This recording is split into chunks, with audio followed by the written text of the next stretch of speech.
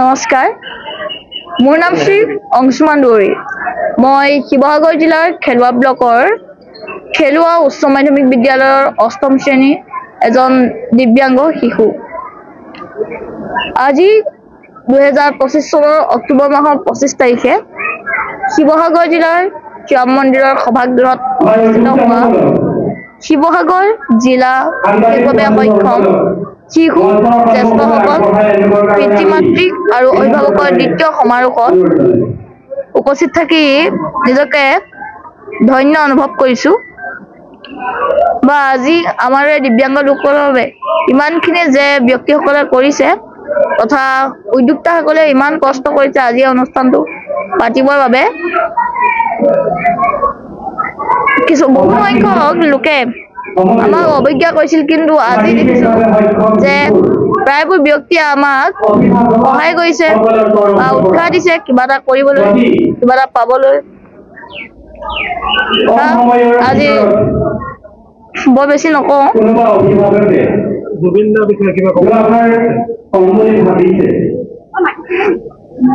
গাৰ্গ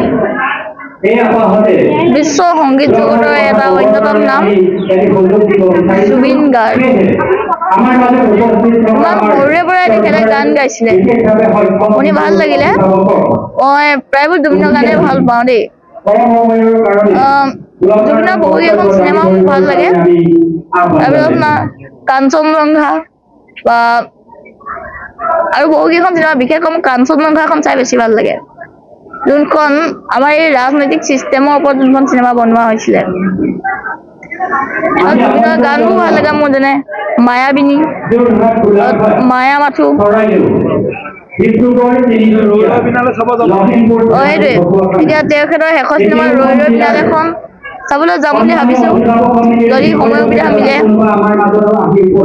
ধন্যবাদ আজি সদৌ শিৱসাগৰ জিলাৰ বিশেষভাৱে সক্ষম শিশুসকল আৰু জ্যেষ্ঠসকল যিবিলাক বিশেষভাৱে সক্ষম সেইসকলক লৈ এখন আমি সমাৰোহ আয়োজন কৰিছিলোঁ তেখেতসকলৰ অভিভাৱকসকলৰ বহু কিছু মনৰ ভাৱ আদান প্ৰদানৰ কাৰণে শিশুসকলৰ বিভিন্ন সমস্যাবিলাক আলোচনা কৰাৰ কাৰণে আমি আজি সভাখন আয়োজন কৰিছোঁ 4টা খণ্ডৰ পৰা 4টা ব্লকৰ পৰা বিভিন্ন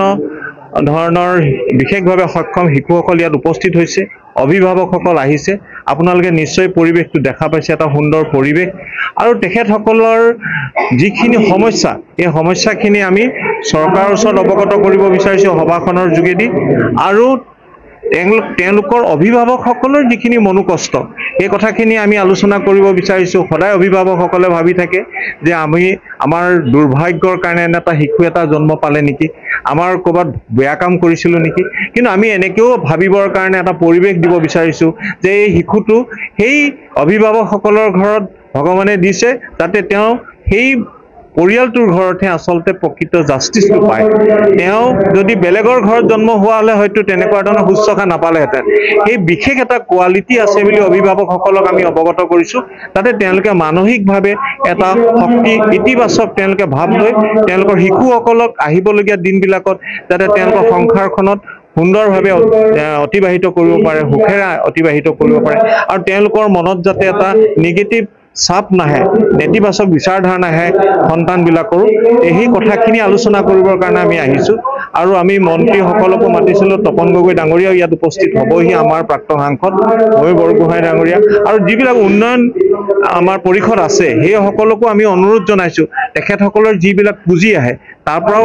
10% হওক 5% এই বিশেষভাৱে সক্ষম ল'ৰা ছোৱালীসকলৰ কাৰণে যদি উন্নয়নৰ কাৰণে কিবা কৰিব পাৰে এই কথাখিনি আমি আলোচনা কৰিব বিচাৰিছোঁ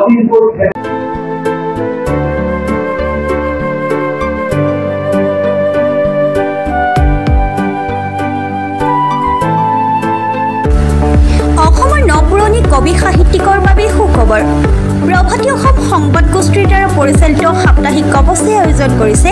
এখন কাব্যগ্ৰন্থৰ প্ৰতিযোগিতা সকলোৰে ৩০টা বৰ্ষত খোজ থোৱা অসমীয়া সাপ্তাহিক কবচ কাকতখনৰ উদ্যোগত কাব্যগ্ৰন্থ প্ৰতিযোগিতাৰ আয়োজন কৰা হৈছে 2022 চনৰ পৰা বৰ্তমানলৈ প্ৰকাশিত অসমীয়া কাব্যগ্ৰন্থ দুকপিৰ লগতে লেখকৰ সম্পূৰ্ণ নাম ঠিকনা সঠিককৈ লিখি অহা 30টা মেম্বৰৰ ভিতৰত তলত দিয়া ঠিকনা ডাকযোগে পঠাব পাৰিব আমাৰ ঠিকনা সাপ্তাহিক কবচ প্ৰভাতী অসম সংবাদ গোষ্ঠী বিজয়নগৰ ডাকঘৰৰ সমীপত কলিতা মাৰ্কেট ৩য় মহলা জিলা কামৰূপ অসম 781122 মোবাইল নম্বৰ হৈছে 9435114666 অথবা 6003971898 অথবা 9864084600 অথবা কাৰ্যালয়ত হাতে হাতে জমা দিব পাৰিব এই প্ৰতিযোগিতাত বয়সৰ কোনো সীমা নাই অহা জানুৱাৰী মাহত ফলাফল ঘোষণা কৰাৰ লগতে বঁটাসমূহ বিতৰণ কৰা হ'ব সকলো প্ৰতিযোগীকে মানপত্ৰ প্ৰদান কৰা হ'ব